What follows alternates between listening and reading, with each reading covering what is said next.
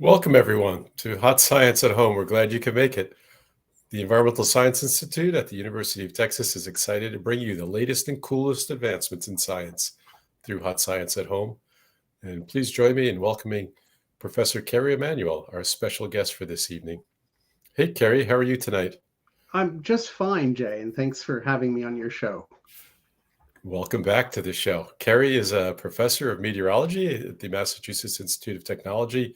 He's a leading authority on hurricanes, and for his research, he's been honored as a member of the U.S. National Academy of Sciences, the Royal Society, and several other prestigious groups. Kerry was named to the Time 100, which is Time Magazine's annual list of the 100 most influential people in the world. And he made this list without being named as an influencer on social media. Perhaps most prestigious to all these honors, this is Kerry's third visit to the Hot Science School Talk stage. Great to have you here tonight. Let's get started, Kerry. When I think about hurricanes, they're really rather odd things, aren't they? I mean, they happen once in a great while. They spin around different ways in different hemispheres. And when they do form, the whole world watches with fear and curiosity. Just what the heck makes a hurricane happen? Well, wonderful question. And you started out by talking about the sort of oddity of hurricanes, and I wanted to sort of emphasize that because when we think of the tropics, especially those who don't live in the tropics, we think about a view like this across some beautiful beach. And don't you just want to crawl into that hammock and have someone come along and serve you a nice cold pina colada? Yes. It's a place we go for vacations, and that's not an accident. It's because the weather is dependably really nice almost all of the time, of course, except when it's not. And if we go and look at the author of Moby Dick, we'll see what he had to say about the situation well over 150 years ago. Warmest climes but nurse the cruelest fangs. The typhoon will sometimes burst from out of that cloudless sky like an exploding bomb upon a dazed and sleepy town.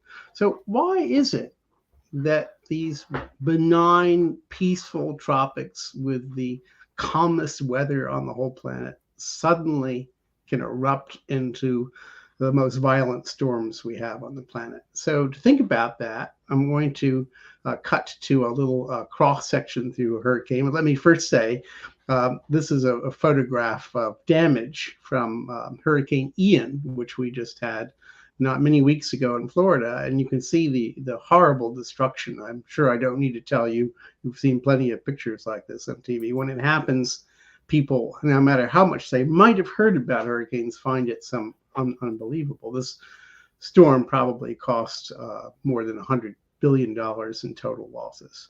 So let's now talk about why hurricanes exist, what makes them strong. And to do that, I'm going to rely on this sort of cartoon of a hurricane. It's a kind of a cutaway. And so the center of the storm's at the center of the diagram. You're going out about 200 kilometers. You see a nice satellite picture of the top of the hurricane at the top. The red in there is meant to note the upward motion, which is in an annulus surrounding the storm called the eye wall, called the eye wall. So we're going to take a little flat panel out of this cross section and have a look at it in detail. So this is just a cutaway. So the center of the storm is at the far left, and you're going out about 200 kilometers, maybe 120 miles to the right, and up 16 kilometers, 11 or 12 miles from bottom to top. And that gray is a sort of cartoon rendition of the eye wall cloud where all the action is. And to think about what's going on and why hurricanes are so fierce, we're going to take a little kind of thought journey. So pretend that you're in a hot air balloon that starts at A that you see down there at the bottom.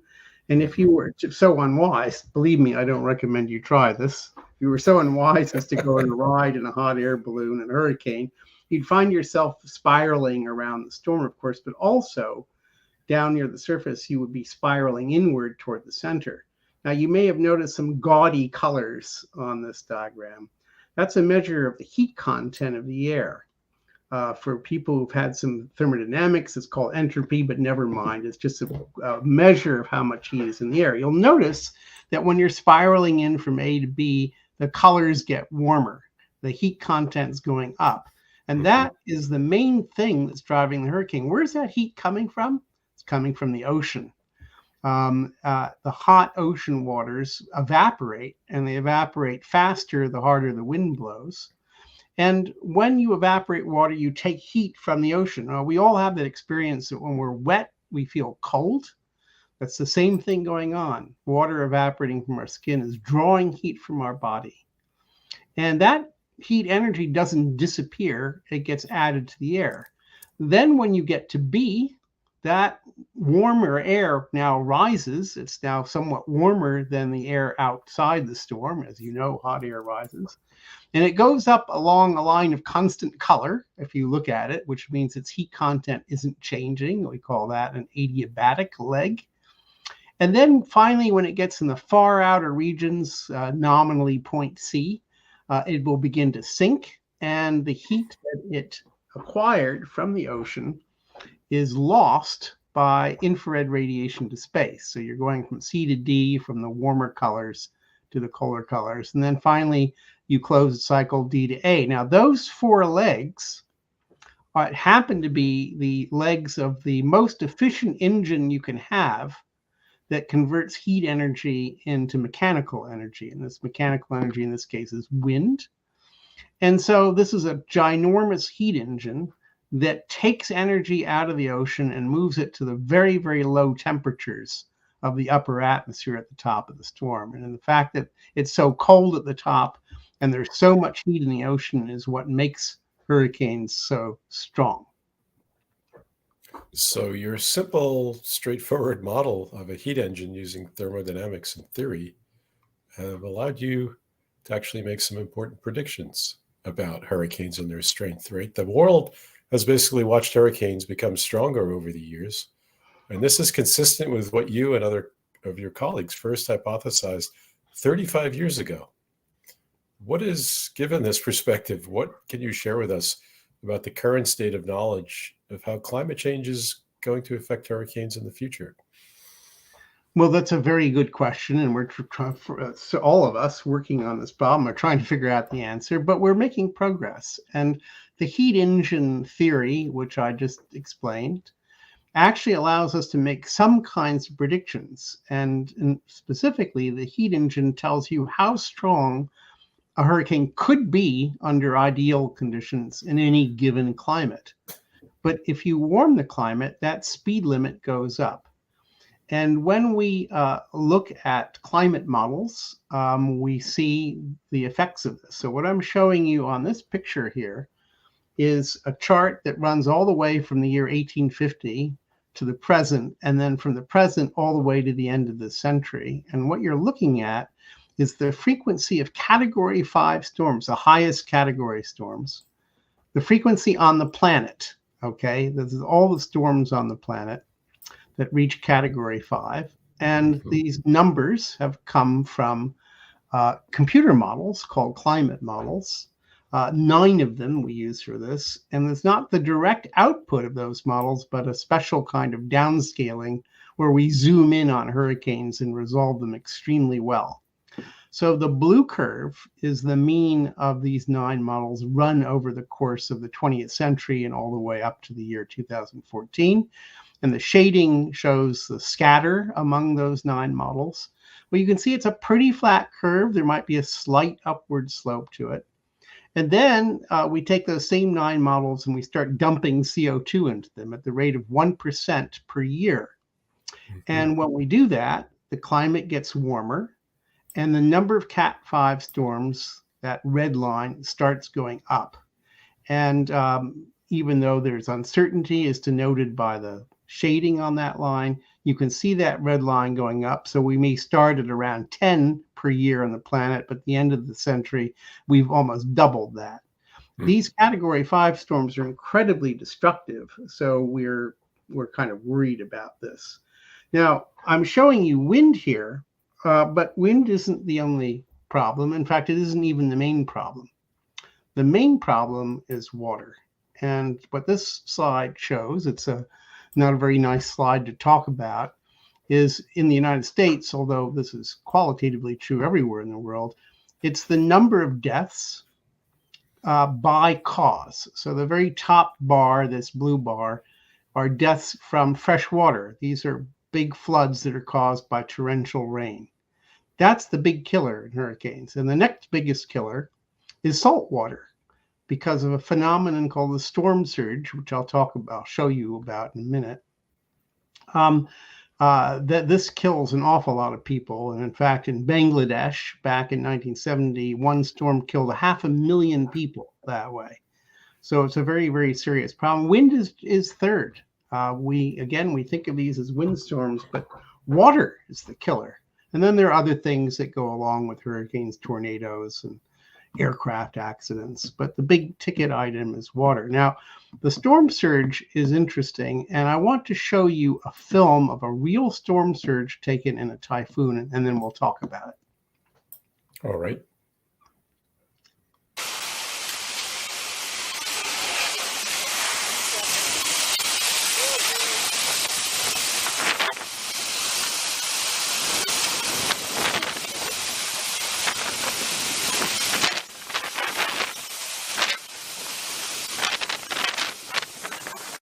Wow.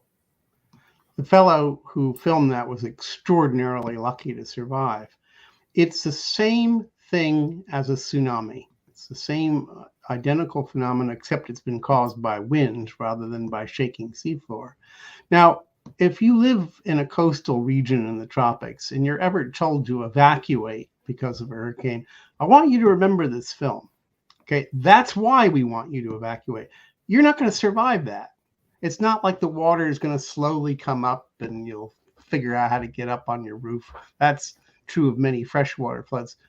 The storm surge is horribly destructive. You won't survive it. And so it's very important to remember that most of the deaths in hurricanes come from water.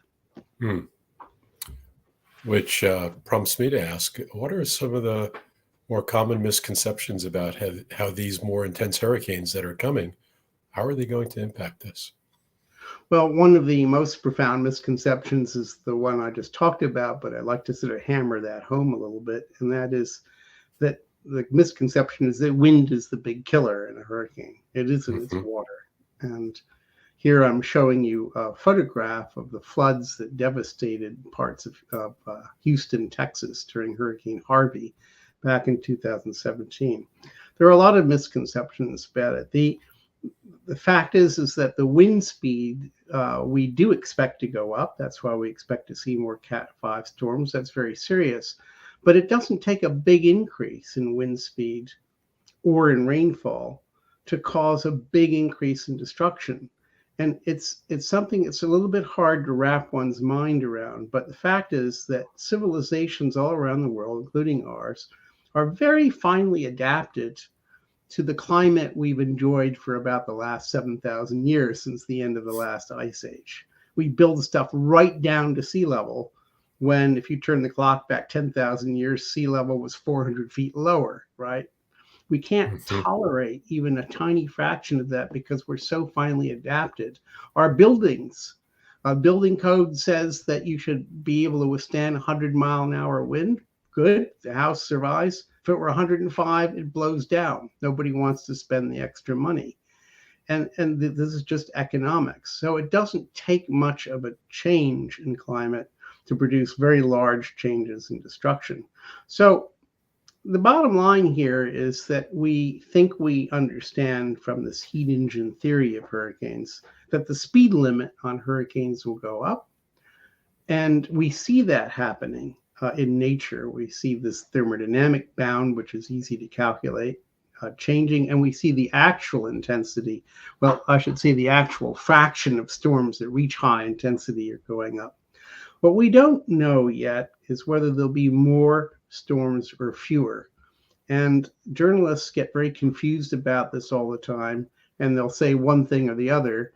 Fact is that we don't really know. There are some theories and models that show it going up. There are perhaps more showing it going down, But collectively, we understand that we don't know that problem. We're trying to solve it. Another misconception is that those are the only things you have to worry about is the frequency and intensity. It's far from the case. A big deal is how wide the hurricane is. What's its diameter? So the same hurricane like Ian that caused so much destruction in Florida not too many years ago, there was a storm that was just as strong called Charlie that went into the same place, and it was destructive, but nothing like Ian. It was much smaller in diameter. We don't know what controls the size of hurricanes. We've got a long way to go there.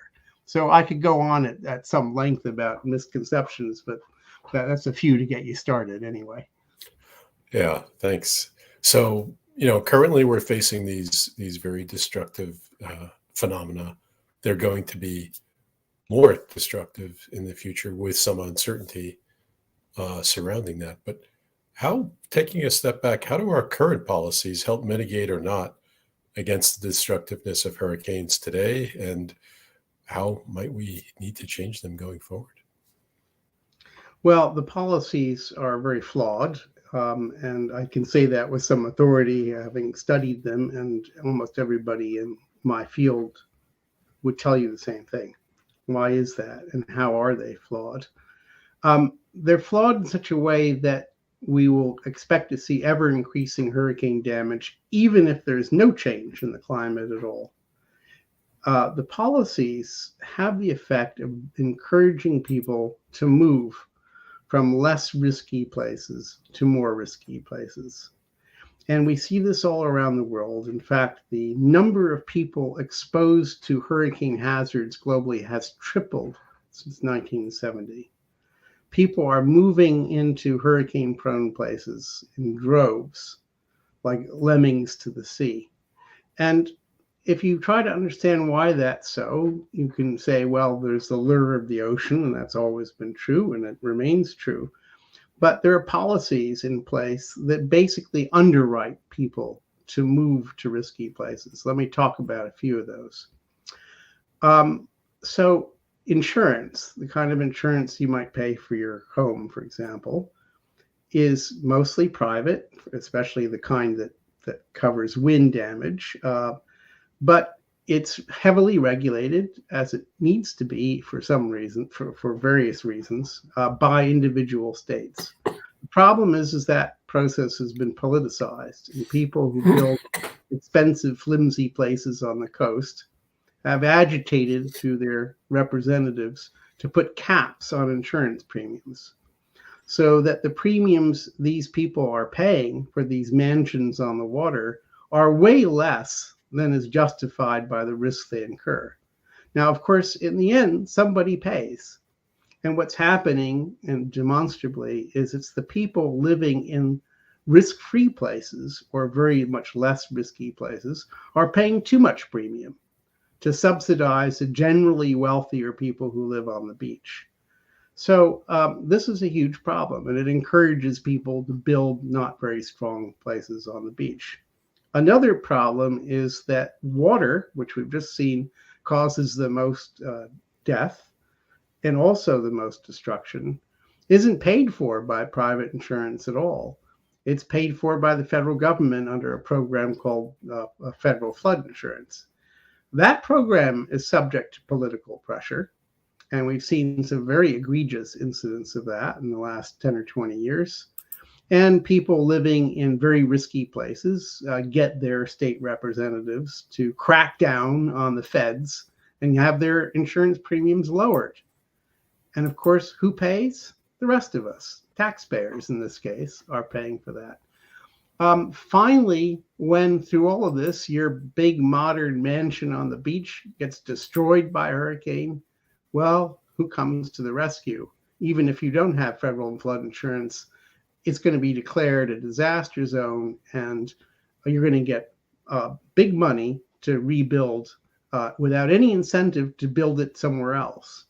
So basically, collectively, we're crazy on the way we deal with these storms. Really, we are. We're just encouraging more and more and more. And so we have this, the migration, the induced migration of people to the beach, colliding with the fact that the climate is changing and driving the storms to be ever more intense. And this is the root of the problem. And I wish there was some easy fix. But the first step to fixing it is for people to understand that we have that problem. A recipe for destructiveness. Well, thanks for all your illuminating insights into this. Appreciate it. Are you ready for some questions from our audience? Absolutely. All right. Well, let's get started. So first question is going to come from Ember Beeler, who asks, what can city planners do to mitigate the effects of hurricanes on infrastructure? That's a really good question. And I've spent some time with people who are working very hard on the answers to that. The answer depends very much on where you live. There are places, for example, where it's possible to build economically seawalls to protect you. So an almost enclosed harbor. The city of New Bedford, Massachusetts, is an example. They got clobbered by a hurricane in the 50s. They built a really nice barrier and a seawall, a sea gate that can be closed, or they call it a hurricane gate, that can be closed when a hurricane is coming to protect the harbor. In other places, it's just not feasible to do that. It might not be a harbor at all. You're just exposed. And in that case, there are several other remedies. One is to elevate houses, literally lift them up. It can be done. It's been actually being done back in the 19th century even, and put up on pilings. So at least a storm surge or any other kind of flooding will wash under the house. So that can be done. I mean, none of these things are cheap, but there are going to be places where, for various reasons, it just doesn't make sense to rebuild.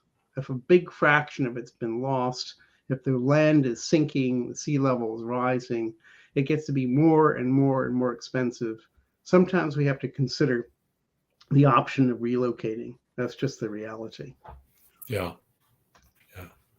Well, next, I'll just put a shout out to the most prescient question of the evening by Tam Voynich, because she asked something you already answered about how might the size of hurricanes be changing in the future and how this affects their destructiveness. So there you go, Tam. Good question, already answered by Kerry. And go ahead, Kerry. Yeah, that's an excellent question. And, it's one that we struggle with. As I mentioned in in one of the other comments I made, the destructiveness is really strongly a function of how big the hurricanes are. So you ask a very reasonable question, how is that size going to change? Let me first point out that even in the current climate, pardon me, there's an enormous range of sizes of storms, even in exactly the same environment. And so that's a starting point. We don't actually know the answer to your perfectly reasonable question. We'd like to. We're working on it. There are some theories. There's some theoretical evidence that hurricanes will become larger in size, but they're under very, very idealized conditions, and we don't really believe that necessarily applies to the real world. So it's an important question. We ought to be able to answer it. We're working on it, but we're not there yet. Great. All right. Next question comes from the Armorer Clark family in Tampa. Not a question, just sort of a shout out saying they just experienced Ian and Nicole. Thank you for tuning in from Florida. Hope you guys came through everything okay. We'll go on to our next question. It is from Julissa, who asks, will hurricanes become harder to predict as our climate changes? Wow, that's a spectacular question. I actually wrote a paper published 3 or 4 years ago called Will Hurricane Forecasting Become More Difficult? So you can tell I think it's an important question too. There are certain aspects which we definitely think will become more difficult. Let me try to explain. The one thing that we also obviously have to try to predict are the paths of hurricanes. We've gotten steadily better, demonstrably better and better over the decades at doing that. I could show you some graphs if I had them to hand. There's just no question that we've become collectively much better at predicting the paths of hurricanes. By no means perfect, just a lot better. We don't see any reason for that to slow down right now. We don't think that's going to reverse.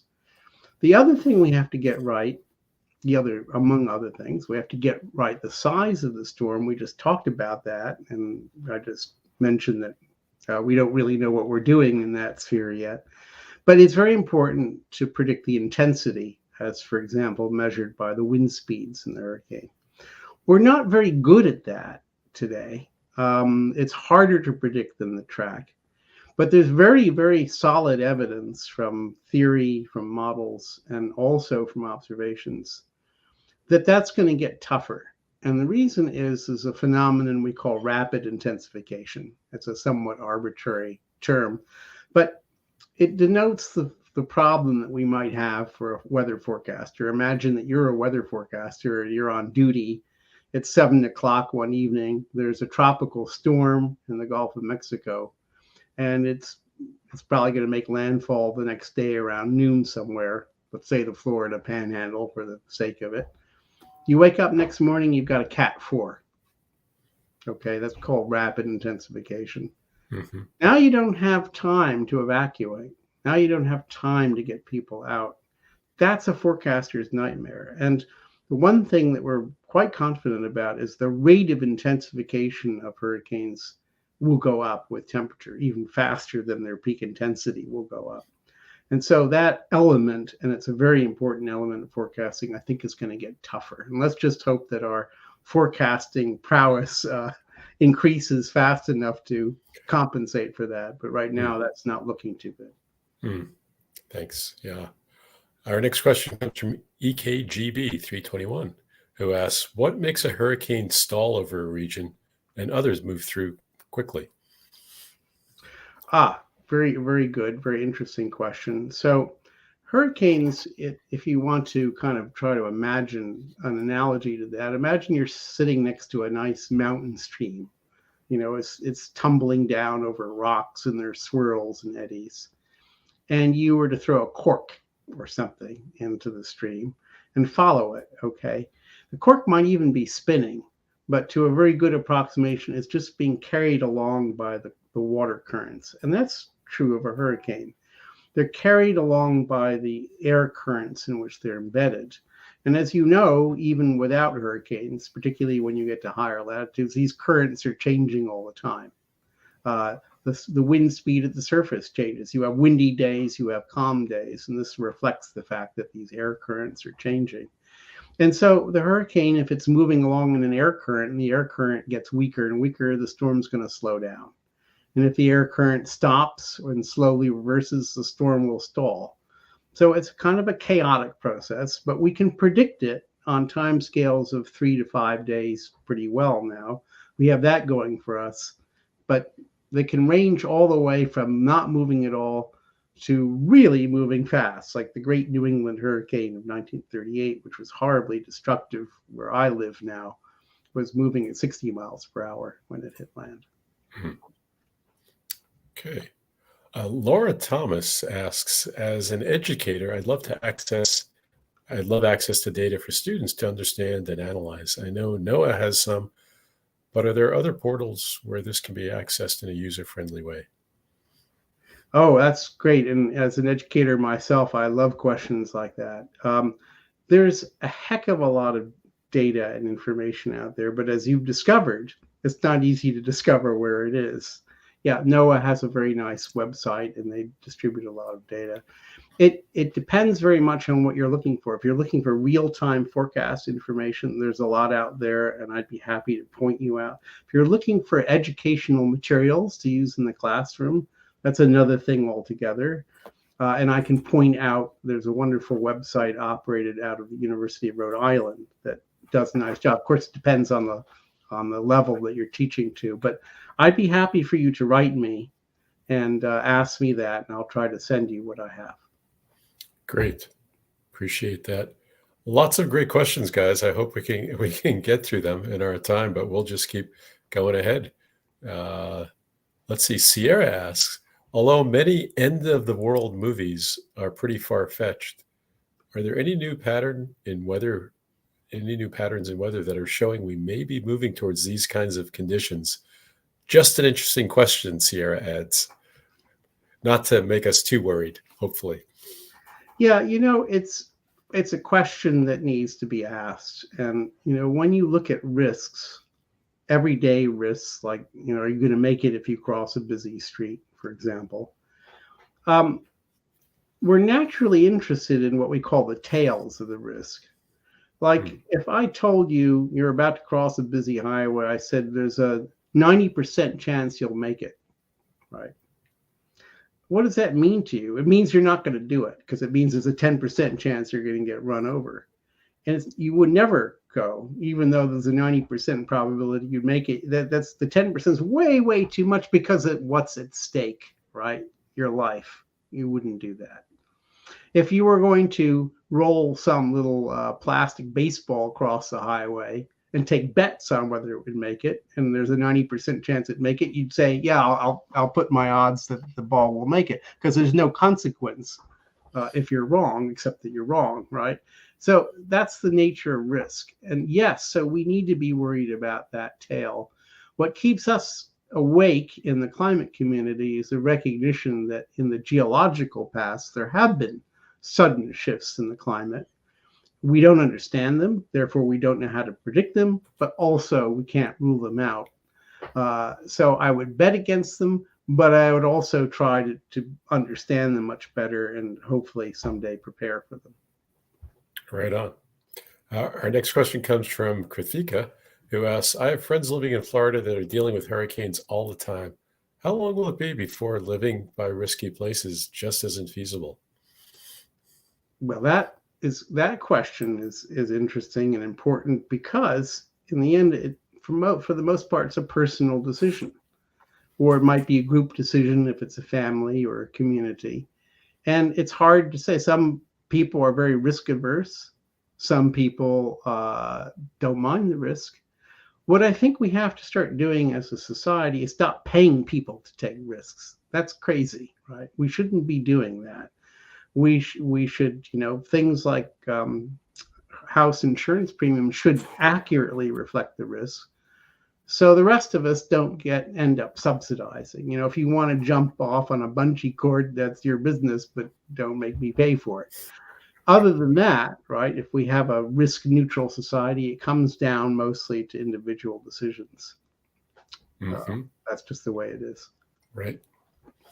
All right. And John Percy asked, the difference between a Cat 1 and a Cat 5 storm is based on wind speed.